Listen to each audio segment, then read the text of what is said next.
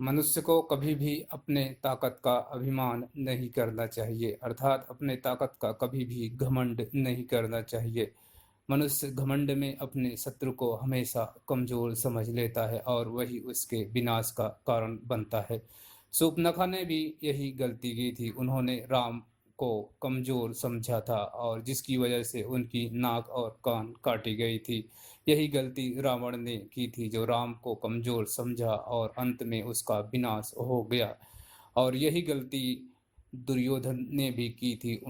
दुर्योधन ने पांडवों को कमजोर समझा और युद्ध का ऐलान किया, जिसकी वजह से पूरे कौरवों का विनाश हो गया।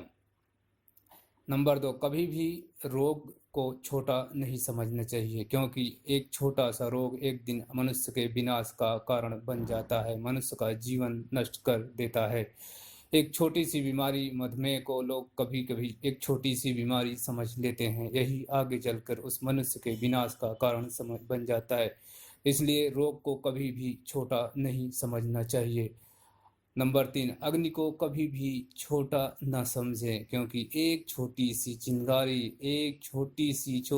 चिंगारी पूरे महल को नष्ट कर देती है। एक छोटी सी चिंगारी पूरे बगीचे और पूरे खेत खलिहान को नष्ट कर देती है। इसलिए अग्नि को कभी भी छोटा या समझकर नहीं छोड़ना चाहिए।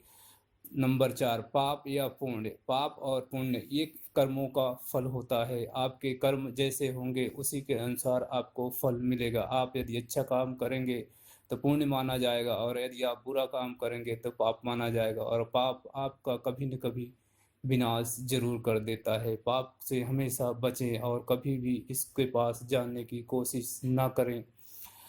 नंबर 5, कभी भी अपने आचार्य, गुरु या स्वामी को छोटा न समझें, क्योंकि उनके पास जो ज्ञान है वो आपसे कहीं ज़्यादा है। आपने उनसे ही ज्ञान प्राप्त किया है, तो उनका ज्ञान आपके ज्ञान से कहीं अधिक है। इसलिए कभी भी उनको छोटा समझकर उनका अपमान न करें।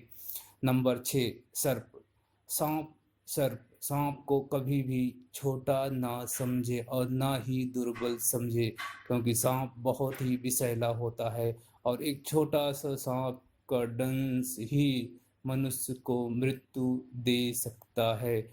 इसलिए कभी भी सांप को छोटा ना समझें और हमेशा इससे बचें। जीवन की ये 6 चीजें हैं, इन्हें कभी भी छोटा ना समझें।